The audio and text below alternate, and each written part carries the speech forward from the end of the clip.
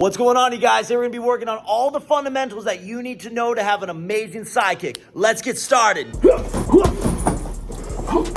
The first thing I want to explain to you guys about the side kicks is mainly about our supporting leg. You can have all the power in the world here, but if you can't control your supporting leg, you're not going to be able to land it and you're not going to be able to have balance. One of the things I want us to think about is if I'm kicking in this direction, my foot that's not doing the kicking should be facing either behind me or around 45 degrees back to give me control and balance to land the side kick out. If I start bringing this foot in too much, then it starts extending like this and my toes start flaring up and I don't have the same type of pressure as I extend. We want to think about this more as a leg press and not as a leg extension. The reason why the roundhouse kick can start to be like a leg extension is because I'm rotating my hips into them. The side kick, we have to imagine like we're a spring that's pulling into here and then extending out. So think my knee is collapsing into here, in, driving out. Imagine like every time I'm kicking with my heel. A lot of people just let their foot kind of go. I want to really work on pulling my toes back so I'm hitting with the hardest part of my foot, the heel, driving out. Let's start working on some wall drills to get you guys there. All right, you guys, we're gonna start working on the height and flexibility of our side kicks. So once you start to get the leg and waist tight, we need to start thinking about how we're going to build it higher. I like to start on a ballet bar or on the wall. I'm going to grab this in control, bring my opposite foot facing towards the wall, bend this knee. Let's start at waist height. Feel like this just turned over like a tabletop, like I can hold something on here. I'm gonna slowly extend it out, bring my knee back in. Now, as we build height with our side kick, we don't want to just start going higher without thinking about what's going on, like start kicking like this. We want to start slowly. So this angle goes from waist height to going a little bit higher. And as we go higher with our kick, my shoulder dips down, but my head doesn't drop. I keep my eyes focused on where I'm gonna kick, keeping the shoulder back. That's the difference you'll find when we're working for flexibility versus power. Power, my shoulder's driving into it so I get my hips involved. Flexibility, I'm keeping my shoulder back so I can really work on the control of the hips. A good drill for you guys to work on with this is slowly getting the flexibility in this point. So not allowing the feet to point up, thinking a straight line with the hips. I might start between knee and body. Then as I get better, I might swing it up. Now notice I'm using a lot of momentum here, so I'm not really building the muscles yet. I'm just controlling the inside of my legs. Controlling and go slow with the negative. Don't swing up and just let it drop. You want to control. As you get better at that, pick a point. Let's say it's waist height. I'm going to go up just a little bit and control it there. Waist height, control, and come back. Now pick a point. I'm going to side kick up to there, come back, pick your lower point, and raise.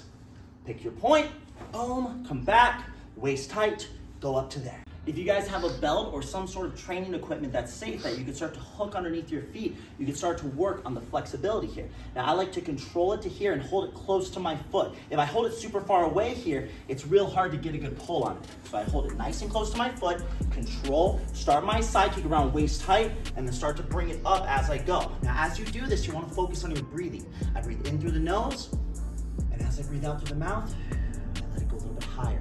Nice and slow with this one. Don't try to force the movement.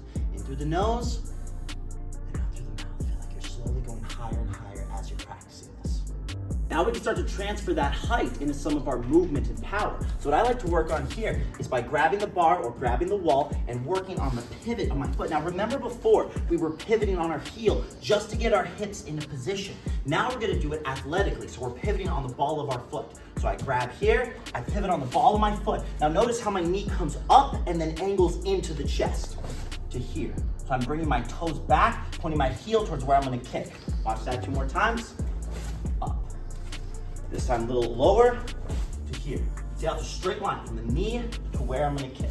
So I'll do that 3 different heights. We'll do low, waist height, and head. Now we're gonna start extending it and using the hips. Waist height, head. Now we're gonna start working on how to actually hit the bag or our target pad as we drill this. I want you guys to make sure that you measure your range first. You don't wanna kick with this if you're too far away because they're gonna put power into it and hyperextend your knee. You always want a slight bend when you're making contact. I like to say 3 inches past it. So I'll go kind of past, make sure my side kick is going past. That's a little bit too close, I'll feel here. Once I feel that range is good, I'll work on bringing my knee in and just touching the bag. No power.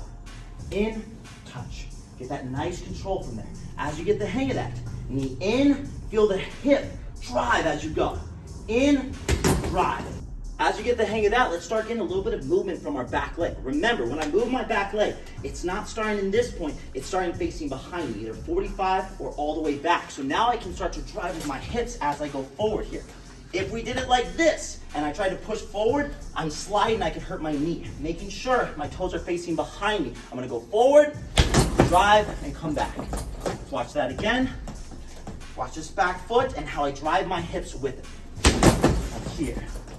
One more time, a little bit higher. Nice and light on the balls of the feet. Boom. Awesome. Now we're gonna work with a partner with this one. What I like to do is treat this hand like I'm touching a jab. So I'm doing this in an open stance. As I feel it, I'm gonna push up and push underneath. See how my back foot moves as I go. I'm touching, come underneath. I can start to work the timing here. So maybe I mess with this jab a little bit, come right underneath. This works really effectively because if he's throwing a jab, I'm hitting him as he's coming in. So it's his momentum coming against mine. One more time, boom. Now notice how I'm keeping my head back. So if he throws that cross, it's not going to catch me here. Hope you guys enjoyed the tutorial. I'm gonna be having an advanced one coming out in the next month. Wesley was the one who pushed me to do this. He's amazing. He's got a lot of challenges on his Instagram. Make sure to follow him. This is my man Damon right here. He just won the belt in Apex. I'm gonna be having a lot of amazing videos with him. Hope to see you guys there.